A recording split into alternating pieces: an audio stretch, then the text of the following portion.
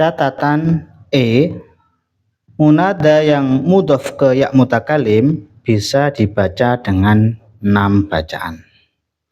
Munada yang mudhof ke ya mutakalim, seandainya kita mau mengatakan wahai guruku, wahai saudaraku, dan seterusnya. Pokoknya munadanya itu disandarkan ke ya mutakalim, maka bisa dibaca 6 bacaan, dengan 6 bacaan.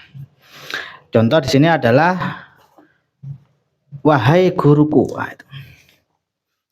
Jadi ada kata-kata ustadzi. Ustadzi, guruku, disandarkan kepada ya mutakalim yang mana guruku. Seandainya kita memanggil wahai guruku, maka dalam bahasa Arab itu ada 6 bacaan.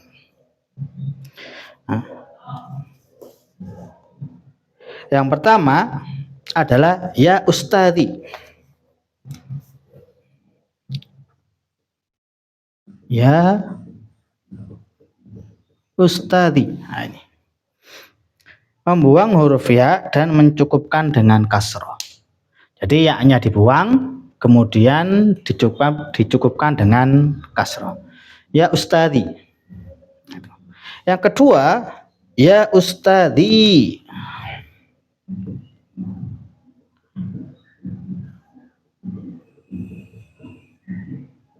Ya ustadzi, dengan menetapkan huruf ya dalam keadaan sukun. Ya ustadzi. Ini yang kedua. Yang ketiga, ya ustadzia.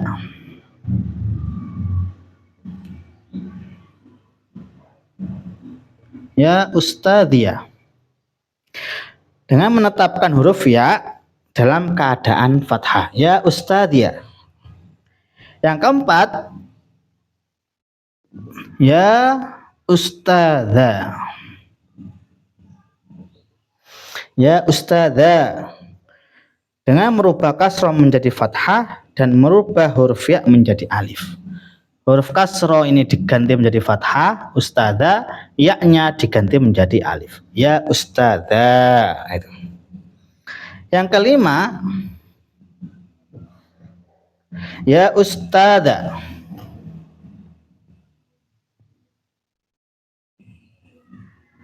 Ya ustadza, dengan membuang huruf alif, alifnya dibuang dan mencukupkan dengan fathah. Ya ustadza. Dan yang terakhir, yang nomor 6 adalah ya ustadzu.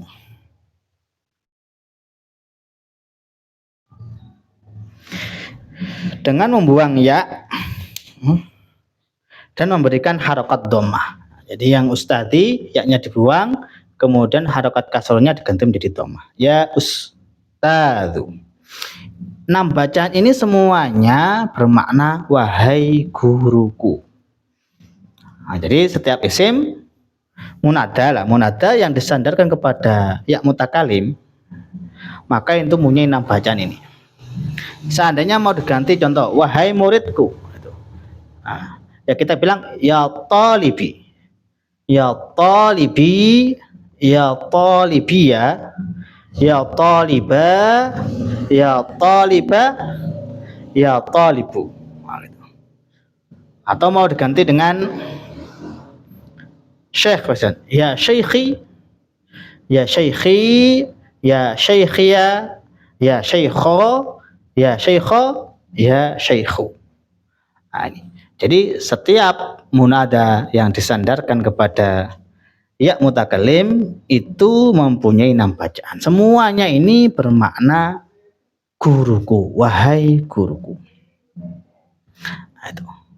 Jadi ya ustadzi, wahai guruku. Ya ustadzi juga mana wahai guruku, dan sampai akhir.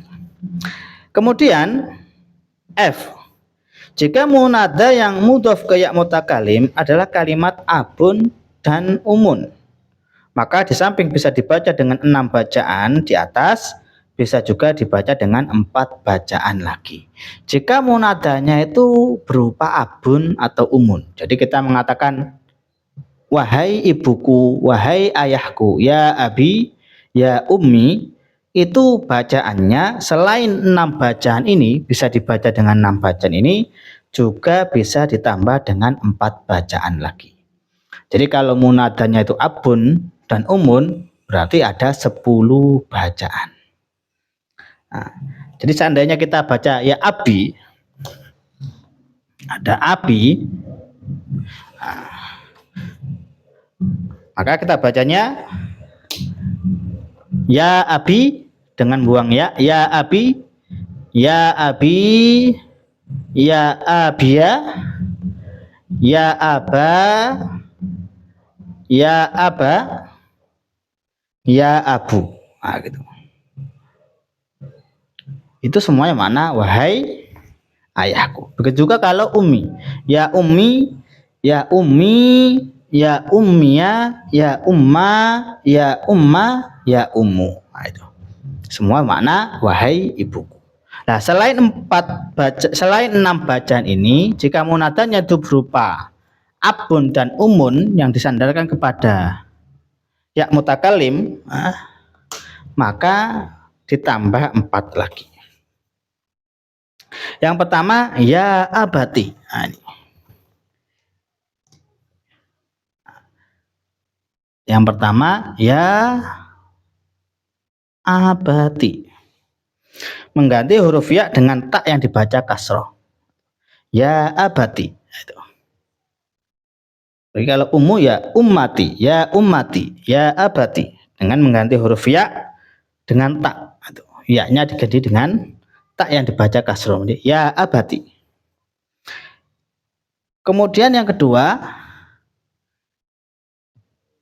ya abata. Ya abata mengganti huruf ya dengan tak yang dibaca fathah. Ya abata. Kalau ya ummu ya ummata. Yang ketiga ya abata. Ya abata mengumpulkan antara huruf tak dan alif dibaca panjang. Ya abata. Ya ummata. Dan yang nomor 4 yang terakhir adalah ya abati. Ya abati.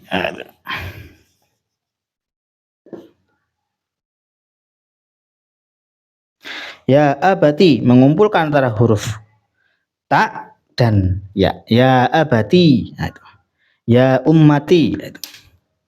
Jadi abun dan umun jika disandarkan kepada yang mutakalim selain bisa dibaca dengan 6 bacaan ini ditambah dengan 4 bacaan. Ini khusus untuk abun dan umun. Jadi ya abati, ya abata, ya abata, ya abati. Kemudian G. Jika munadanya mudhof ke kalimat yang mudhof ke ya mutakalim. Jadi kalimat munadanya itu mudhof ke kalimat yang mana kalimatnya itu mudhof ke ya mutakalim. Maka hanya boleh dibaca dengan 2 bacaan. Maka munadanya itu boleh dibaca dengan 2 bacaan. Yang pertama dengan menetapkan ya dan dibaca fathah, dan yang kedua dengan menetapkan ya dan disukun.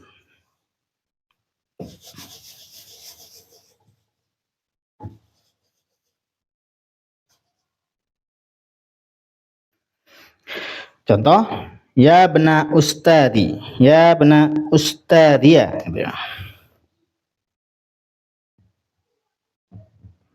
Ya bena ustadia. Atau ya bena ustadi.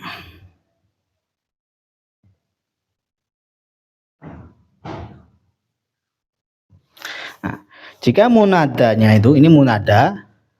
Jika munadanya itu mudhof ke kalimat yang mudhof ke mutakalim, ini munada, dia itu mudhof ke ustadi.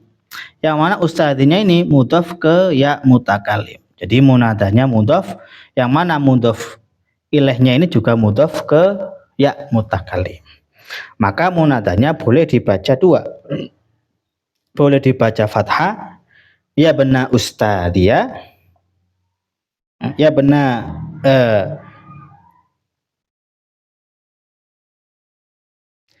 dibaca apa itu dua, jadi ininya ya belakangnya ini ya bena ustadzia boleh dibaca fathah. Juga yang kedua dengan menetapkan ya dan disukun ya bena ustadzi itu ya bena ustadzia ya bena ustadzi itu. Kita ketahui kan munada apa itu munada mudhof itu kan apa itu nasab. Munada mudhof kan hukumnya nasab. Ya sekarang yang jadi pembahasan itu bacaan ustadzinya ini. Nah, yang ya mutakalimnya ini bisa dibaca dua. Jadi ya bena ustadzia dan juga bisa dibaca ya bena ustadzi. Nah, itu. Jadi ya bena ustadzi. Adapun ibnanya ya tetap ibna karena memang ini munadanya munada mudhof itu. Jadi baca ya bena ustadzia ya bena ustadzi. Yang artinya wahai anak guruku. Nah, gitu. Kemudian h boleh membuang huruf nida. Ya, contoh zaidukum. Huruf nida itu boleh dibuang. Sebagaimana kita bahasa Indonesia itu kan kadang wahai itu kan juga dibuang. Langsung kita mengatakan Z kesini. Nah, gitu. Kalau kita panjangkan kan, kalau kita lengkapkan kan wahai Z kesini. Gitu. Dalam bahasa juga sama. Ya itu juga bisa dibuang. Z berdiri. Wahai Z berdiri. Gitu. Jadi langsung kita bisa baca zaitukum. Nah, langsung kita baca zaitukum. Yang aslinya ya zaitukum. Wahai Z berdirilah gitu. Tapi ya ini bisa kita buang. Kemudian munada tidak boleh bersambung dengan alif lam. Munada itu tidak boleh beralif lam. Jadi kita nggak boleh mengatakan yal ustadzu, tidak boleh.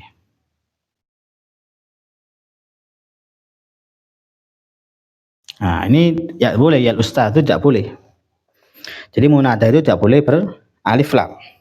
Kecuali jika munada tersebut didahului oleh kalimat ayyuha. Kecuali kalau sebelum al ustadz itu dikasih kalimat ayyuha, maka boleh. Contoh ya ayyuhal ustadz. Nah, jadi kalau ya ustadz itu nggak boleh, tapi kalau ya ayyuha, ini baru boleh.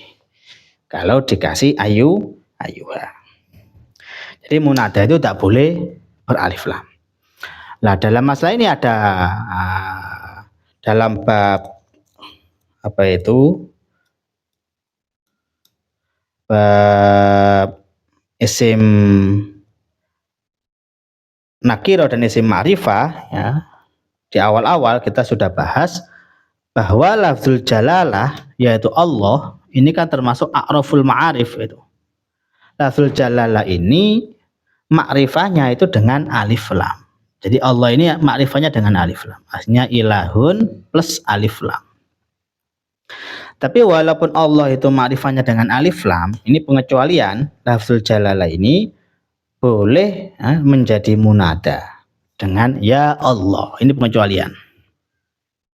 Jadi ya Allah ini boleh, padahal munada itu tidak boleh beralif lam kecuali jika munadanya itu adalah lafzul jalalah Allah. Allah itu makrifahnya dengan alif lam. Tapi walaupun makrifah dengan alif lam boleh menjadi munada ya Allah. Nah, gitu. Di bab isim nakiro dan makrifah itu.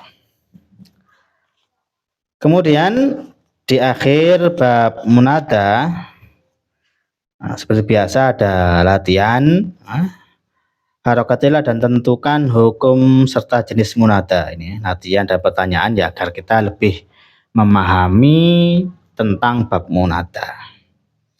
Jadi contohnya ya ibnal ustadi ya kan? Ya ibnal ustadi itu ya ibna. Kenapa kok ya ibna? Ya karena itu munadanya munada mudhof. Munada mudhof hukumnya apa? Hukumnya nasab. Ya Fatimatu, munada apa? Mufrad alam. Hukumnya apa? Mabniun ala ma yurfa'u bihi. Ya mabni dhammah dan seterusnya. Kemudian di sini juga ada pertanyaan, apa itu munada dan seterusnya. Nah, ini yang dapat saya sampaikan berhubungan dengan munada. Semoga bermanfaat. Walafu minkum. Assalamualaikum warahmatullahi wabarakatuh.